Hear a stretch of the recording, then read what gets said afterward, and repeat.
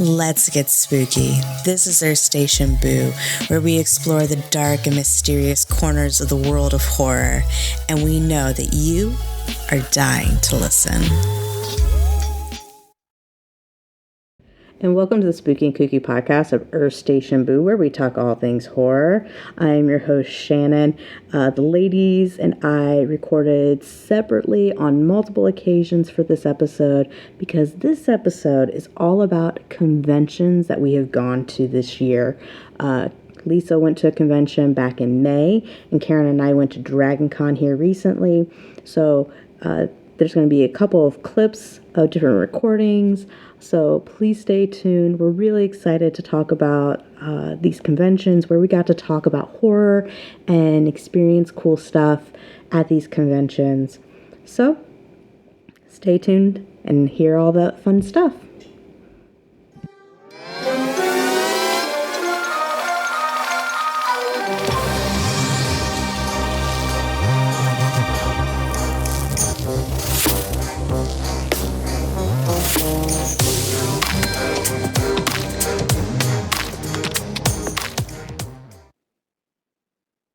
So first off, we have Lysa and the fun convention she got to go to. Hiya, hiya.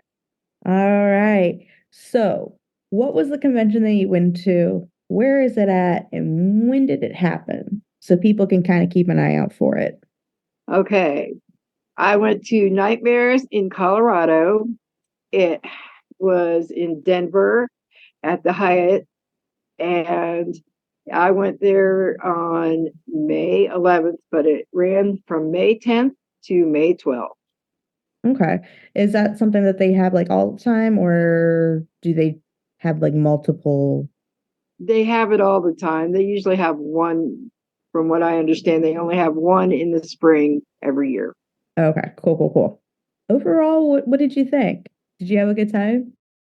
Overall, I would definitely, I liked it. It reminded me of the days of when I first started going to cons and I first worked cons. It's more of a smaller convention and more personal, but I would definitely say it's a good starter con for people. That's awesome. Guest wise, like, did they have some really cool people as guests, like celebrities and all that? Oh yeah, Heather. They had Heather Landekamp. They had Denise Crosby. Let's see who else they had. I remember they had Tom Morgan from Halloween. He was one of the original Michael Myers. Heather Landekamp is, well, she's the girl from Nightmare on Elm Street. Mm-hmm. We had Kristen Clark from Final Destination. We had John Abrams from Scary Movie. We also had a cosplayer who she seemed pretty cool. Her name is Kristen Kiltastic. And we had Clint Howard from Ticks and Halloween. We had Michael Ironside, who's one of my favorites. He was in Total Recall and Scanners and Starship Troopers. Mm-hmm. And a bunch of horror movies he's been in. Yeah. Then we had David Sheridan, who was from Scary Movie and The Devil's Rejects. We had Fei Ling from the original Crow people, and she was really, really sweet. I liked her. Oh, that's awesome. We had Brad Greenquist from Resurrected. Mm-hmm. We had Brett Wagner from The Crazies and Texas Chainsaw Massacre. We had Brooke Smith from Bates Motel. We had Bruce Davidson, who was really cool. He's from Willard and X-Men. You probably guys would know him if you saw him. Mm. Of course, we had Denise Crosby, who's from Pet Sematary, the original. And she's also in a couple things like Mortuary. And then, of course, we all know her from Star Trek. Yep. Felicia Rose from Terrifier 2. And she was also in Sleepaway Camp. Okay. Yeah. Which that's exciting. That is exciting. She was pretty fun. We had Kevin Kepi, who is in Smile, and he was one of the creatures in Cabinet of Curiosities by Guillermo del Toro. Rock on. And then we had Lou Temple from The Walking Dead and Halloween and The Devil's Rejects. I mean, they were full of people. And then we had the last one we had was Lachlan Monroe from Peacemaker and Rivendell and Scary Movie, and Freddy versus Jason. Rock on. That's actually a pretty decent list. Oh yeah, absolutely. Yeah, especially for like a smaller con. That's pretty cool. Oh yeah, and I almost forgot. V. Neal. She did makeup on Pee Wee's Playhouse or Big Holiday, some on Pirates of the Caribbean, and a little bit of Beetlejuice and The Hunger Games. Rock And she on. Face Off. I don't know what season. Okay. What about panels? Did they have any cool panels? Well, they Venio had a makeup panel. Unfortunately, I didn't get to see it. They had a couple panels with Heather Landekamp, and there was a couple, but they didn't really have a lot. Most of them were done. I think most of them were done like on Friday. Okay. Or Sunday. There weren't a lot on Saturday though. Okay. That's interesting. Yeah, which is weird, but hey, it's Yeah. a small con, so they do things differently. Yeah. What about vendors? Vendors. Now, I will say it was very nice. We did not have any fan art. There was no fan art to be seen. There were actual vendors and art crafters that had some really cool stuff. Like I bought a couple pieces from this guy who does like a sort of surrealistic I forgot. Oh, he does some artwork for like based on I can't remember. He's an Italian architect who went crazy. I think he's referenced in Ghostbusters, by the way. And then there's another guy who made these cute little cats and stuff like that. And then I like this one girl. She made these like little pumpkin doll things. So the vendors were pretty cool. You had your t-shirts and your stuff. A lot of it was mainstream though. So if you're looking for something a little obscure in a t-shirt or something, it probably wasn't the place for you. But as far as Gotcha. obscure artwork and real horror stuff like that, there's plenty of that. So when you say fan art, what do you mean by that? Just so like in case like people don't really understand that term. Okay, being an artist myself, fan art is basically like you're going to draw Texas Chainsaw Massacre, Chucky, just mainstream whatever horror things, and sell lots of prints of it. I mean, I'm not a fan of fan art, but hey, we all have our own opinions. Okay, so just so I have it right, so it's like if somebody decided to like paint like the scene from Texas Chainsaw where Leatherface is like wielding the chainsaw, but they did it like their own style, you're like, nah, that's Yeah, kind of like, but then basically the fan art that I was talking about is like, even if it's not if it's their own style, they give it a little twist, it's not so bad. But like if you're just drawing it like how do you say, or making it like a pinup or something, then it's not really. But I'm an art collector so I'm always looking for something unusual. Just not a fan of fan art. That's okay. Would you say like price wise, like it's worth the value for the price of the con? Oh, absolutely. I mean, I paid $40 for a day, and some people say that expensive, but for the value and the fact that you can get up close and actually talk to the celebrities, and you don't have to wait in line. You actually get some personal space with them and everything. I mean, you can pay for your pictures with them and all that, but it seems more intimate. It's not really like a sterile type of convention where it's like a day at Disney World. I'm just using that as a colloquialism, but it's a much more personal con, so it's definitely worth the money. It's not over expensive. It's a Okay. medium range. So definitely. Rock on. So really it's like if you actually like go and like get to meet the people and like do the things, it's worth the money. Oh yes, 100%. Rock on. What are 3 pros that you would say about this con? 3 pros. Mm-hmm. Well, for me, I can say it's local. It's only an hour away from me. Yeah. And Hey, that's a local con is always a good con. a local con is always a good con. It's small and intimate.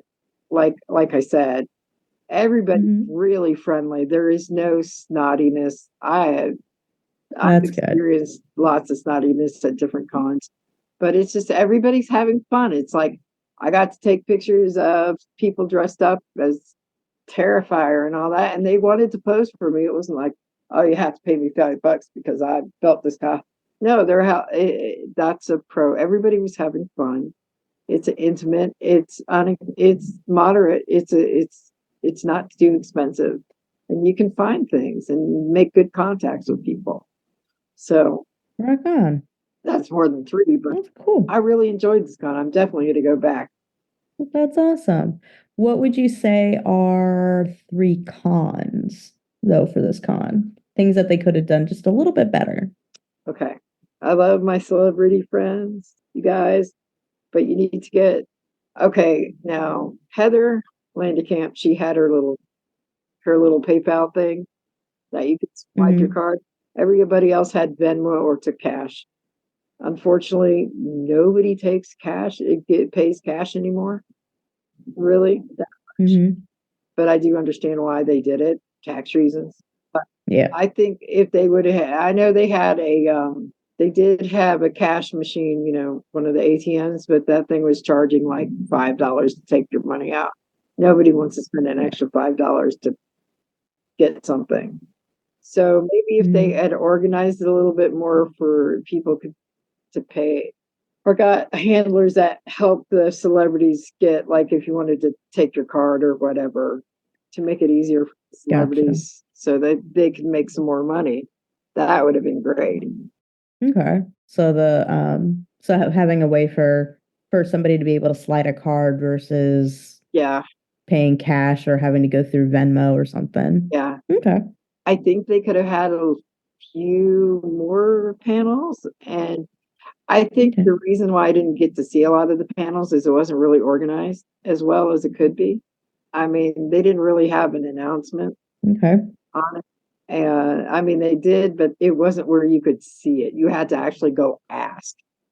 So they didn't really have that great of, what do you call it? The little pamphlet that you can see where everything. Oh yeah, what is that word? The little schedule. Have a printable. Yeah, the schedule. Yeah. Yeah, that's probably one of the things that I was a little disappointed because I couldn't plan my way. Gotcha. And other than that, I mean, they had a nice little restaurant that served pizza and stuff. So, and it was not expensive. That's a plus, but that is a plus. A bit more sitting room. Sitting room? Sit and chill. They only had like 3 tables. So I had a group of like 8 with me.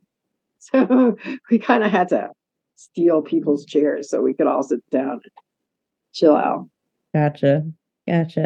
So overall, what would you give the skull rating for this bad boy? How many skulls? I would have to give it a 4.5. I'm not going to give it a total 5, but I'd definitely give it a 4.5 skulls, and I would definitely rock on there. Rock on. Now, here's something that, because this is something we're all going to be kind of like looking into for 2025. This is only 2024. We just got started. What are some conventions that you've been to in the past that you love, that you think other horror fans should go to because it was a good time for you? Okay. Well, definitely Dragon Con. Yeah. I really miss Dragon Con. You guys will be hearing plenty about Dragon Con on the other half of this podcast. So just hold on. Yeah. Yeah, just hold on. The girls will take care of you. Let's see. I've been to Necromonicon down in your area. That was fun. Let's see. Wizard World used to be great, and it was still existed, but I was a guest there for a long time. I had fun at those until they started doing like the big giant things where you couldn't really talk to anybody. Yeah. God, what is it? Fright Fest Atlanta was great. I love that one. That's really fun. It's like I got to meet a lot of my friends there. I got to see a lot of my friends that I used to work with there. Um, Other than that, I have been kind of out of it for the last 15 years. Okay. That's sad, but life happens, you know. Yeah. And I know for me, I live in Florida, as you guys have probably heard me say a million times, but I live in like the Tampa Bay area. So we've got quite a bit of stuff that kind of happens around here. I'm not too far away from Orlando, so I can go to a lot of the Orlando stuff. So I've been to Spooky Empire, which in Florida is like a massive horror convention, even though it's in scale to other fan conventions. So like Dragon Con or anything that comes by like Fan Expo or whatever. It's a rinky-dink con in comparison to them. Please note that. Like, don't think you're going to have like 80,000 people at this convention. But for a horror convention, so a very niched topic, it's pretty big. You get a good collection of um of guests. There's usually some pretty decent panels. The vendor space is pretty cool. And honestly, I actually really enjoy going and seeing a bunch of the people who tattoo at the convention. It's like almost like half horror, half tattoo convention, which I've gone to both. And as somebody who's decently tattooed, would love to be heavily tattooed. It's kind of fun to see some of the work that comes up, and especially when it's a lot of it is horror based because it's a horror con. I've only been to half a day of Spookala, but Spookala was fun when I went to that one. So that is another option. And of course, even this is it isn't a convention, it gives convention vibes. Halloween Horror Nights in Orlando is so much fun. And you get to sit there with all sorts of people and like just chat about horror and all the monsters and all the houses and the scare zones and like your favorite horror movies. It's a lot of fun if you just want to like chit chat and check out horror stuff. And since Universal basically ran a good like 10, 20, almost 30 years of horror history, I think they know what they're doing. Just a smidgen. Just a little bit.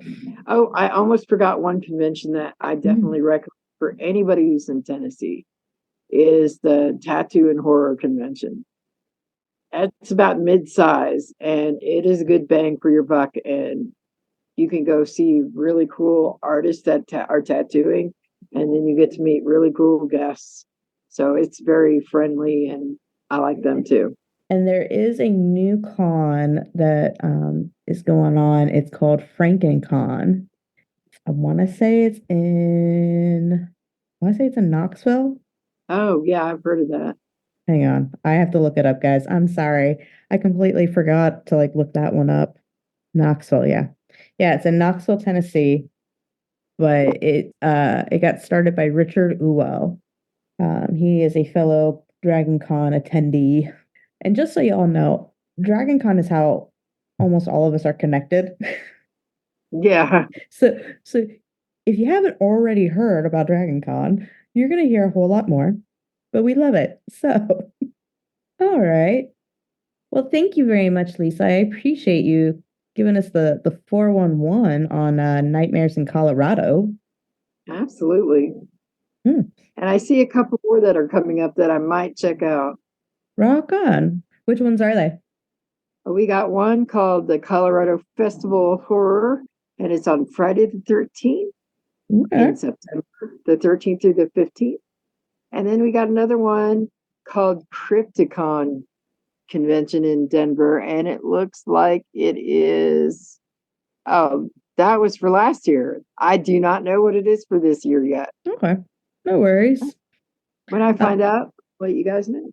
But stay tuned because Karen and I are going to give you the 411 of Dragon Con 2024. All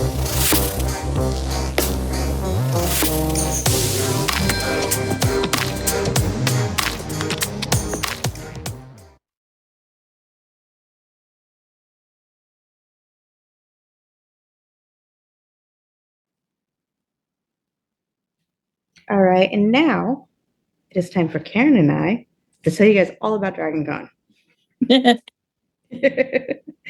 So, Dragon Con is an amazing convention. I call it a fandom con because that's really what it is. If there's something that you will like, you will find it there. It is in downtown Atlanta at 5 hotels and a convention center. Yeah. It's the Sheraton, the Westin, the Hyatt, the Hilton, and the Marriott, and also takes place in the America's Mart. Yep. And it's always Labor Day weekend. The Thursday is now the new Friday. Wednesdays are starting to become the new Thursdays. And then it goes on through Monday afternoon, early evening, depending on the track that you're on. But overall, Karen, how was your experience at Dragon Con this year? It was amazing. I got to meet a lot of like new people, new panelists. The guest list this year was awesome. So I love volunteering for Dragon Con every year. So samesies. Unless something happens where I'm like, oh, I'm an attendee now. Yeah, no, I had a great time despite some personal things that were going on. It was a fun time. Yeah.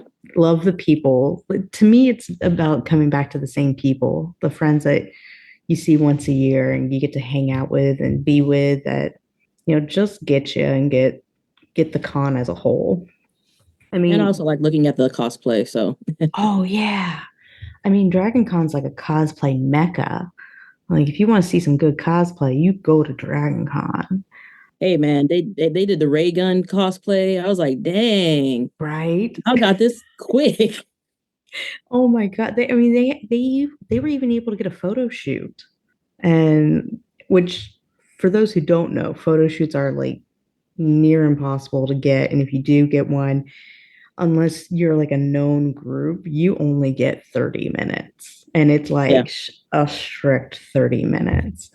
Like last year, I think the Barbie and Ken group got an hour, but that was because there was like 200 people who were part of that photo shoot. But yeah, no, the ray gun, I was surprised how many I saw.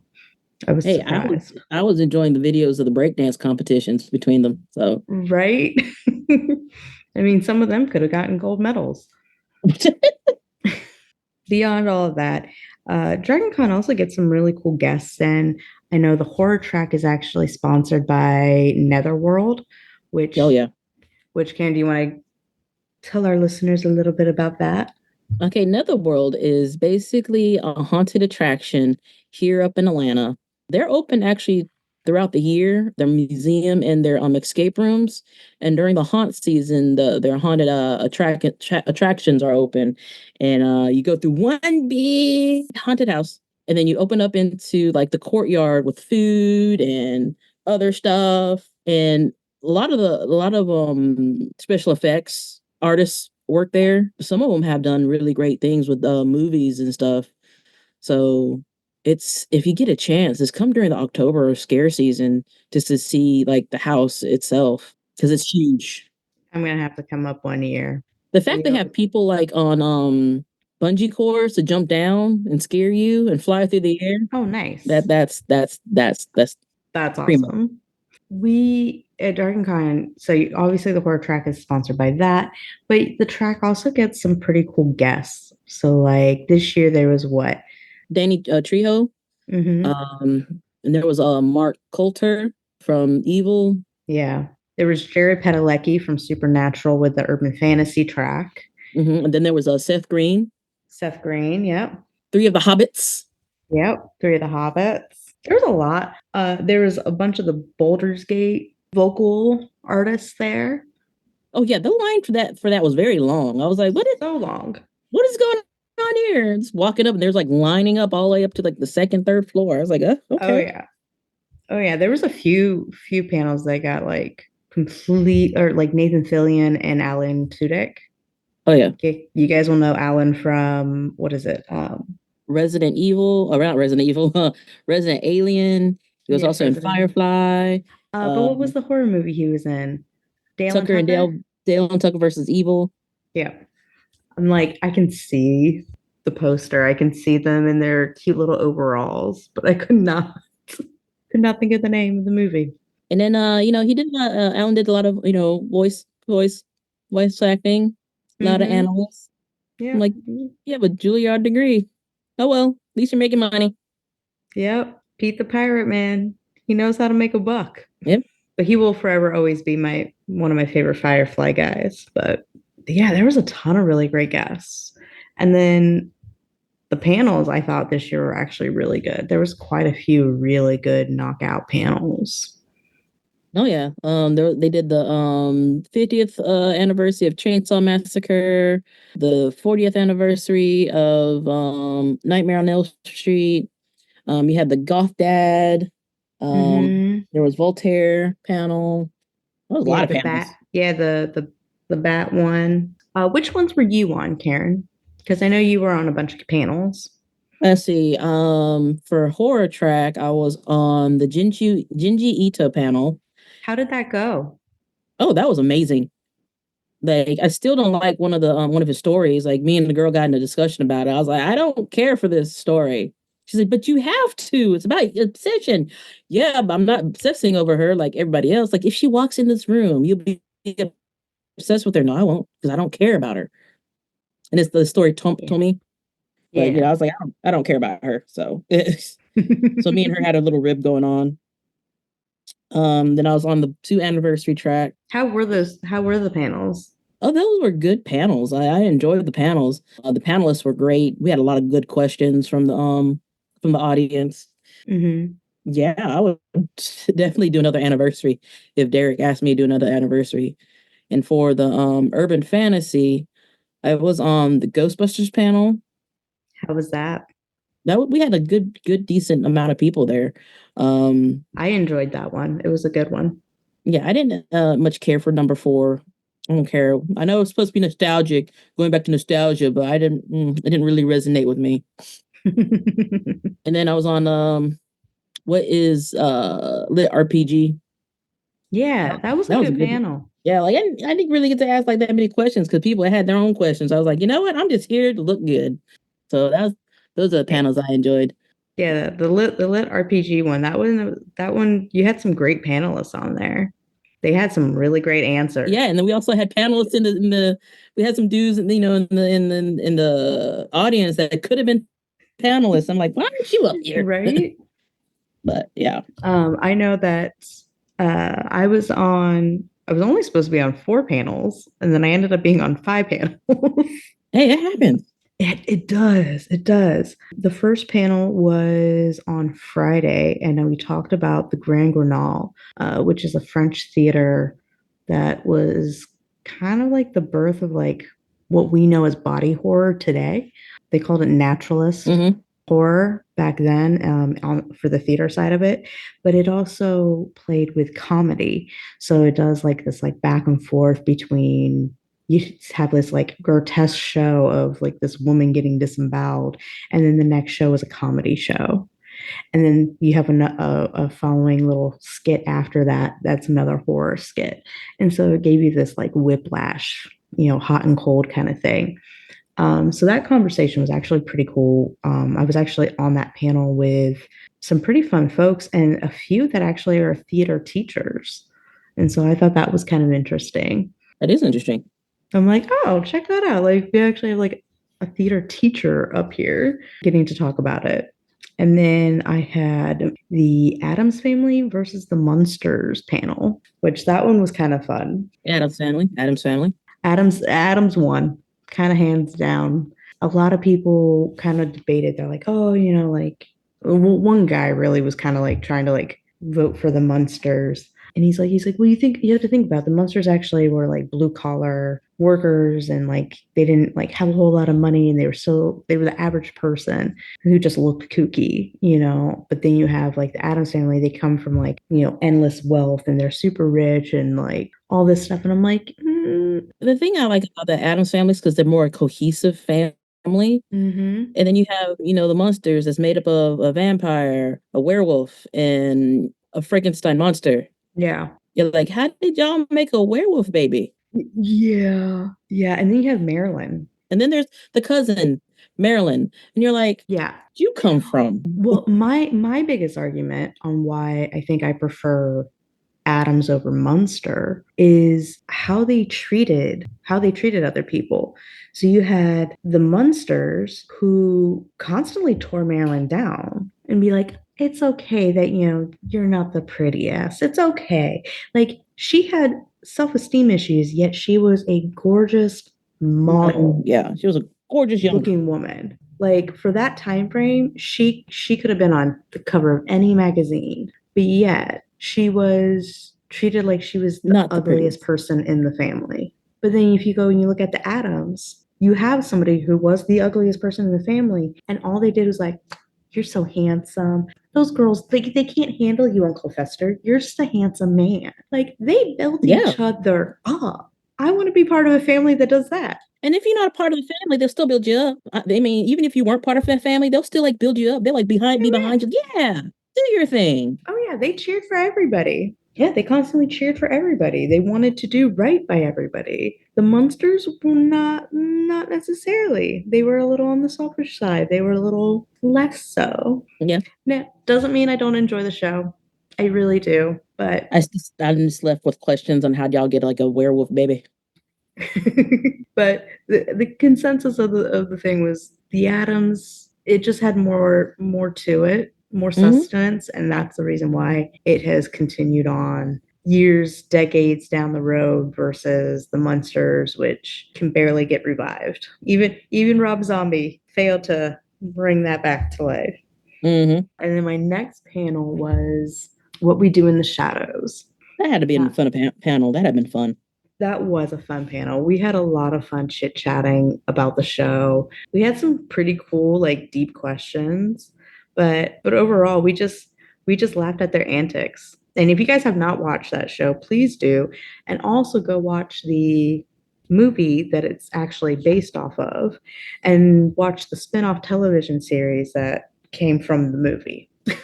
That you can only find in New Zealand, but I believe it's on YouTube now. I believe. You serious? I could be wrong. Okay. The TV show is. I think you can find the TV show episodes on YouTube. That was it for my horror ones, because my next two panels were Spam a Lot fan panel, because John Cleese was at the con, and then yay.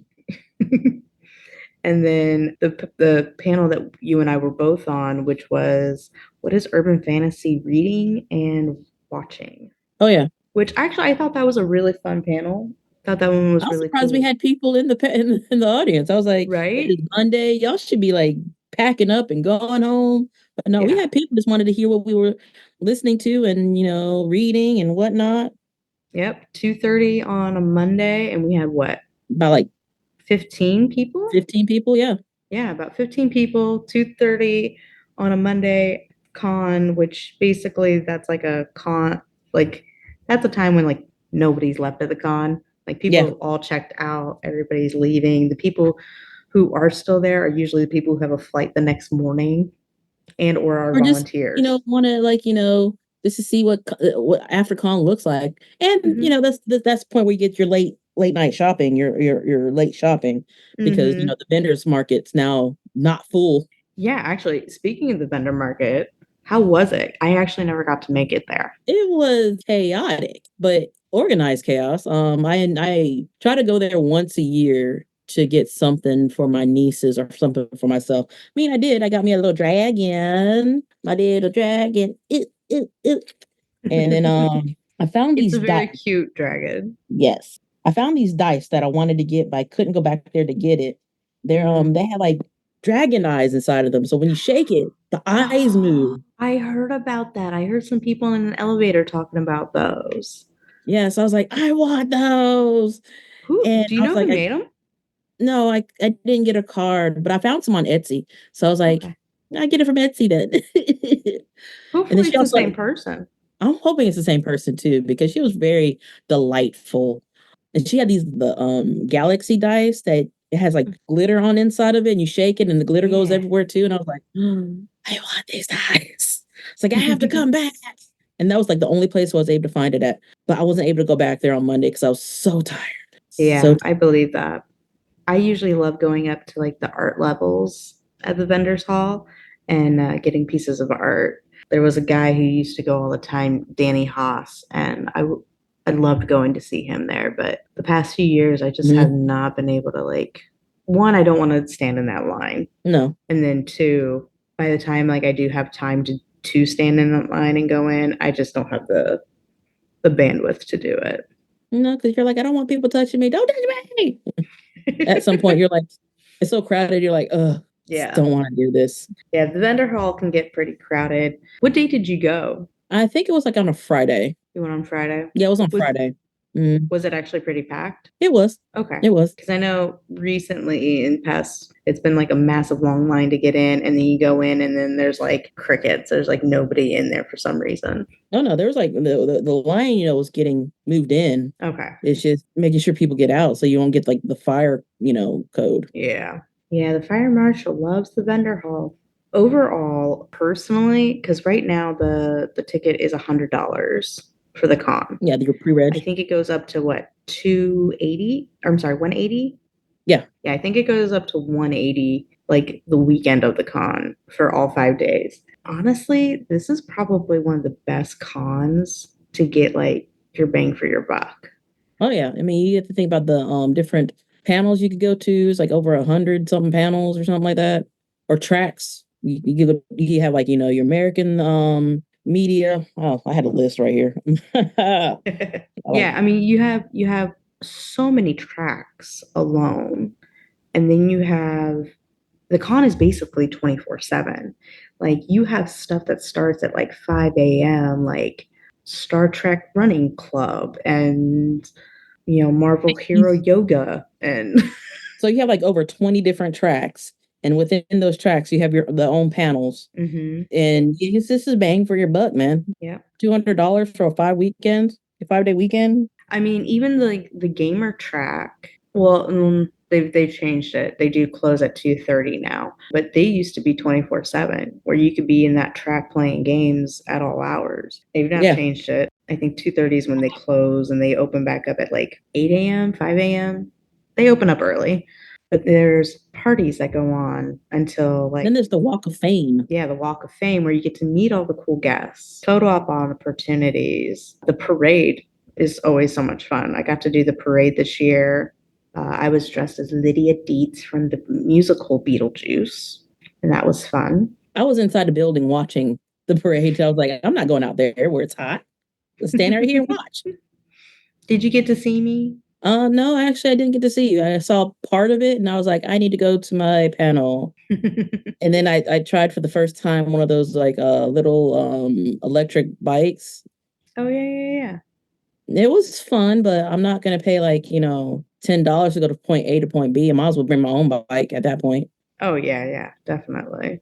Yeah, I would not do if it's like a couple bucks. Fine, sure, but nothing more than that. Yeah, it was like $10 to get from my hotel to the Westin, and I was like, "You're serious?"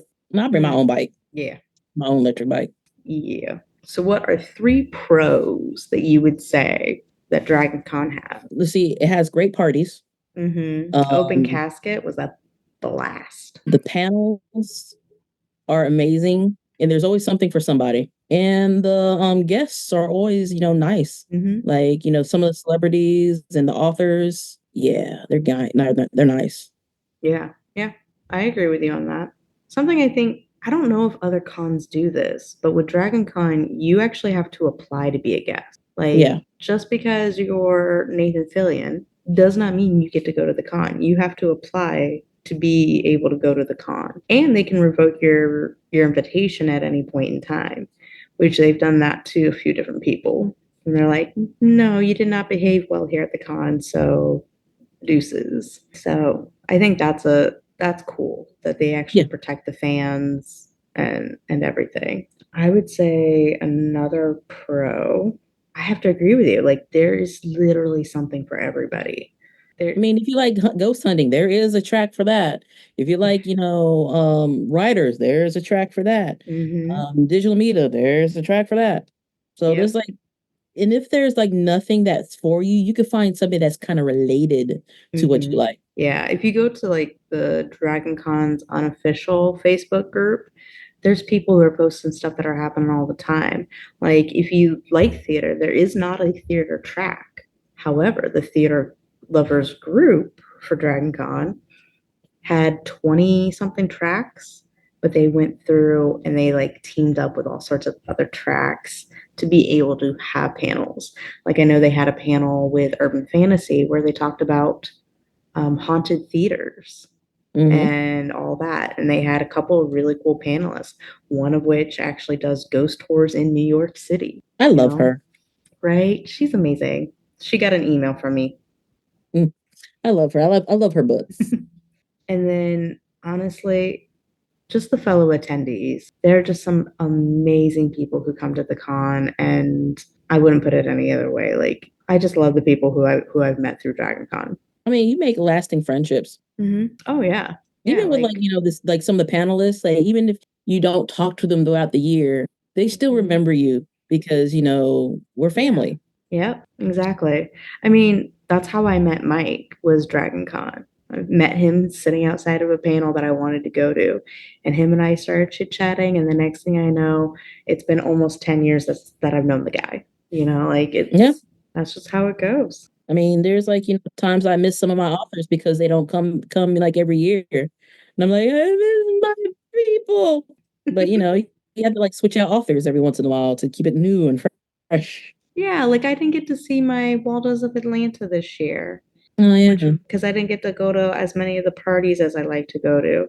But, I still got to hang out with like all of my Buffy Horror Show people. And that was a blast. Which honestly, guys, I wonder if they won this year. For the Urban Fantasy. Mm-hmm. Oh, we did. The one girl donated, oh, you did? Oh yeah, she donated over $200. Oh, good. Yeah. And the money goes to good causes. It did. Yeah. So one of the cool things, I would put this as a pro for Dragon Con, is that every year they do a charity and they match what the attendees donate. Last year, what was it? I know they they matched what we made, and I think it was like over $500,000. Yeah. Altogether. And then this year, it was for the Arthritis Foundation to fight and do research for arthritis. Every time I turn around, I was seeing people donate. I think they did good, and they were matching up to what, 125,000. Yeah, 25. 125,000. Here's to hoping that we at least got that much, if not more. Yep, I'm hoping we got more because I'm old. I need that research, man. I mean, my poor dad, he had to quit riding motorcycles because of his arthritis in his thumbs. What would be some cons for the con? Food. Like the food court closes and there's like doesn't stay open until like, they close like at 8 or 9 and you're like, I'm so hungry. And there's like the food trucks also closed too. And I'm like, there has to be a place to eat past 10, 11 o'clock. That isn't so there's nothing. An expensive restaurant. Yeah. So that's a con. We need more like places that's open past like 10 o'clock. Or food trucks that are like, opening up at that time, because you have like party goers who want to get something to eat after they party. Or us volunteers who just finished our last panel at 10 o'clock who had panels from, 4 o'clock on and are hungry and would like to eat something that isn't the snacks that they've been munching on all day. Yeah. So there's that. Let's see. Another con would be the massive lines. Like if you want to see something or be at something and it's going to be a line issue, you need to get there early. Yeah. Also, I think this is a hoax. They said they have a Dragon Con shuttle. I've yet to see a Dragon Con shuttle. I see signs for it. So that's a hoax. Not a con, but it's a hoax. So another con will be bathrooms. There's not enough bathrooms sometimes. And the lines to the bathrooms tend to be like, oh my God. I will say it's hard to find the bathrooms. I had to wait like 10 minutes to go to the bathroom. Oh, I never had to wait. I never had to wait. But I also am that person who's like, there has to be another bathroom here. Where's there the other bathroom that's like nobody knows is there? Let me just go to that one. Yeah, finding bathrooms is kind of hard because you're like, I'm in this building that I have no idea where the layout is. Where are the bathrooms? Yep. I will say that like the signage for the bathrooms would be a great thing to add. If they could just make the bathrooms easier to find. I will say this, and this is kind of a positive. I really like the fact that on the level where the urban fantasy track was at, they had gender neutral bathrooms. Yes. So it didn't matter what gender you were, you just go into the bathroom. Yeah, that was on this side. And then the other side of it, we had like, 2 sets of bathrooms, which was really good. If one was full, you could go to the other side. Yeah. I was like, yay, this was full. Let me go to the other one. Of course, there is a con in one of the bathrooms. Okay. If you ever go to Dragon Con, if you're on the urban fantasy side, one of the bathrooms tends to explode on you. At least you don't even expect it. Okay. You get up, you're going to put your stuff on, and next thing you know, water everywhere. And you're like, yeah, I walked hit in after it's exploded, and you're just like, why is there water everywhere? It's because that bathroom, I don't know why, it explodes. You're hugging the walls like, don't get any pee-pee water on me. Yep. I will say Dragon Con is just getting massive. Yeah. And it's almost outgrowing what is currently hosting it. So that is kind of a con. As much as I love there being so many people who love Dragon Con like I do, at the same time, it's like, okay, but we don't have the space for you guys. We don't. I wonder how many people. Let me look up that real quick. And as a volunteer, I will say this, that we saw quite a bit on the Facebook groups, a little bit in the Discord as well, was people who were complaining about the volunteers, which I didn't really appreciate that, especially when you go and you find out more about what was happening in those situations. Oh, yeah. And it was a lot of attendees not listening to the volunteers when they said something nicely the first time. Yeah, but still, like, as a volunteer, you should never lose your cool in any situation. Yeah. As a veteran, you kind of have to learn to read the room very quickly every single second, because it could turn on you. And I've been doing this for like 13 years. I want to say longer. I want to say I'm almost at the 20-year mark. Because I started out as VIP registration, where I got to see like most of the guests that come in and give out their badges. And also I did the Eternal badges, where you're a lifetime Dragon Con member. If I win the lottery, I'm doing that. Yeah, but I don't want to give up my volunteer status at that point. I'm like, no, still want to volunteer for you guys. Well, it doesn't mean you can't volunteer. You just don't have to do as many hours. That's true. But 20 hours is not that bad for 5 days. No, it's not. Not at all. So how many people attended? It gave me like drag queen attendance, and I was like, that's not what I asked for. I'm like, I think the last count I heard was like 70,000 something. That's a lot. Yeah, 72,000 attendees. Okay. Yeah, that's not bad. Hey, I was surprised that people from Australia came over. I was like, wow, you're from Australia? Came to Dragon Con? I was like, yeah. I was like, okay, that's amazing. That is amazing. So overall, Karen, how many skulls would you give Dragon Con? 4.5. Just because there's not food. It's the food, man. I need food late night after 10:30. Nope, I'm right there with you.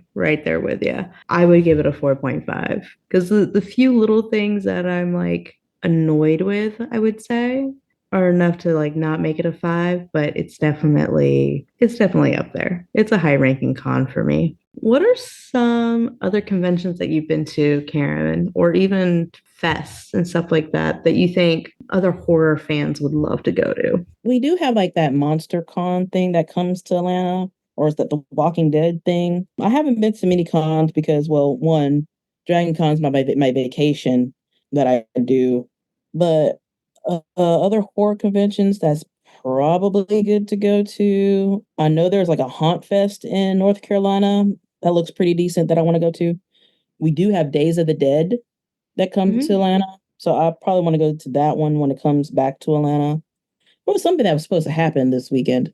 No, it's up in Athens. The Athens area has their own convention that I wanted to go to, but it was just too close when I found out. I was like, I can't get that weekend off. It's because it's too close. And I mean, that's exactly why I didn't go to the Tampa Bay Comic-Con. I had a few people who were like, "Oh, are you going to this?" And I'm like, "Y'all, the following weekend is Dragon. No, I'm not going to that." There is one that's coming up at the end of this month called the Georgia Horror Fest. Ooh. I don't think my bank account be recovered by then. Yeah, probably Because not. I know my bank account is not. Plan out my cons for next year. Yeah, my bank account is not. I mean, I give myself like, a spending cap, which I kept within that spending cap. So the end of September, I might drive down there to see how it is, because hey, why not? Yeah, why not? You never know. But yeah, those are the only cons that I see that I'll probably want to go to. I mean, there is something in Savannah in November, but since I work in retail, I can't get weekends off. Yeah. So I don't miss those days. Well, that is our take on Dragon Con. And we can't wait for next year. We can't. We cannot. Hopefully you'll see all three of us on a whole bunch of different panels. Yep. And we definitely can't wait to see you all there and meet you all there. We'll have to schedule a meetup so you guys can come and meet us in person. Even if it's at the food court. There will be food involved. There'll be something involved. But we will find a way to like meet up, and obviously it's a year away, so we have plenty of time to plan things out. Yes, we do. But if you guys have any conventions that you're like, oh my God, you guys should go to this one, or oh man, you need to really check this one out. This one's amazing. This is happening in my area. Let us know in our Facebook group, because that's where like everybody is telling us all the cool, fun things.